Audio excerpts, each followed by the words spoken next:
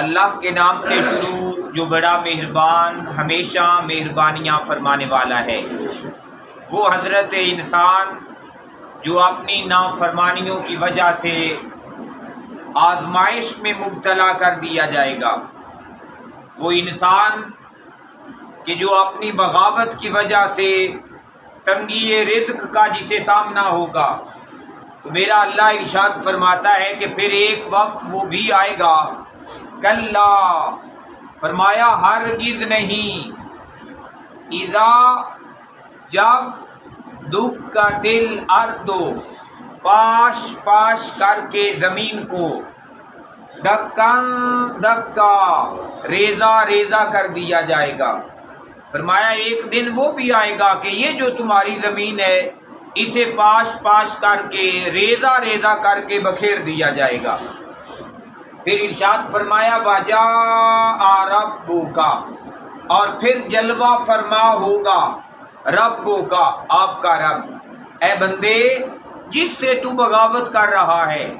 جس اللہ کی نافرمانی کر رہا ہے، پھر وہ اپنی شان کے مطابق جلوہ فرما ہوگا۔ وہ جلوہ فرما ہوگا والملک، اور حاضر ہوں گے فرشتے بھی، صفا صفا، صف در صف، صف در صف فرشتے بھی حاضر ہو جائیں گے اللہ کے احکام کو پورا کرنے کے لیے، اللہ کی باتوں کو ماننے کے لیے۔ پھر میرے اللہ نے ارشاد فرمایا وَجِیءَ، اور موجود ہوگی، پھر آئے گی یومئذ، اس روز، بے جہنم، جہنم بھی، پھر جہنم کو لایا جائے گا،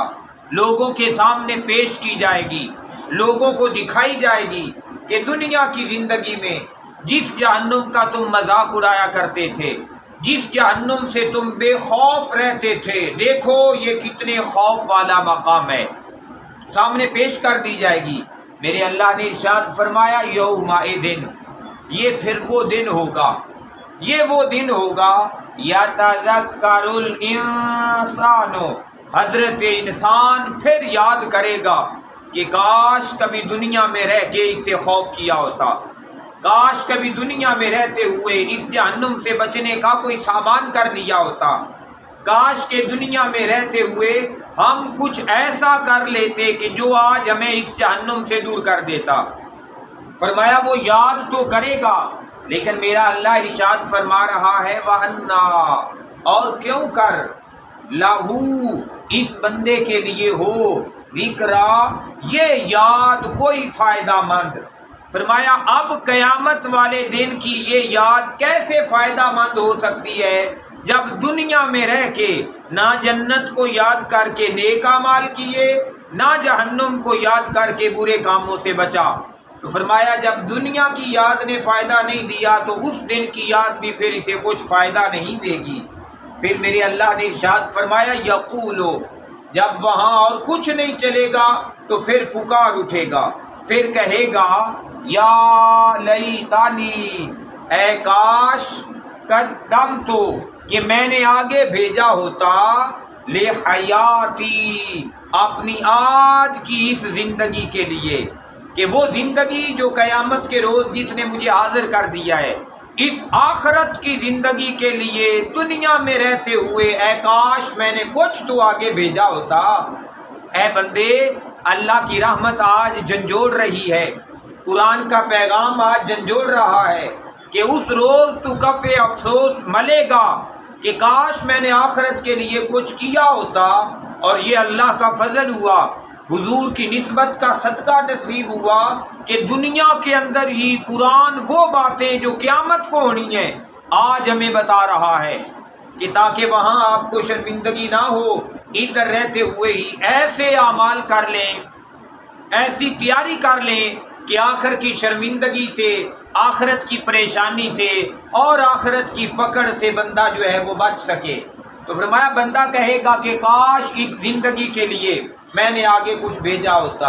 پھر میرے اللہ نے ارشاد فرمایا فَيَوْمَئِذٍ، بس یہ وہ دن ہوگا، لا يُعَذِّبُ، کوئی عذاب نہیں دے پائے گا، عذابہ، اس اللہ کے عذاب کی طرح، احد، کوئی ایک شخص بھی، اس اللہ کی پکڑ اور اللہ کے عذاب کی طرح فرمایا پھر کسی کی پکڑ بھی نہیں ہوگی اور کسی کا عذاب بھی نہیں ہوگا۔ تو بندے یہ جو دنیا کی مہلت نصیب ہوئی ہے اسے غنیمت جان، اپنی اس دنیا کو اپنی آخرت کے نام لگا دے۔ جیسے میرے اللہ نے بھی ارشاد فرمایا کہ اللہ کے بندے تو ہیں ہی وہ جنہوں نے اپنی جان اور اپنا مال تو دے دیا، بدلے میں آخرت والے سودے کو پسند کر لیا۔ اپنی جان کو بھی کوشش کریں اللہ کی فرما برداری میں لگائیں، اپنے مال کو بھی اللہ کی فرما برداری میں لگائیں۔ کامیابی اور کامرانی میرے اللہ نے اسی کے اندر رکھی ہوئی ہے۔ اللہم صلی علی سیدنا و مولانا محمد، اللہم صلی علی سیدنا و مولانا محمد وعلی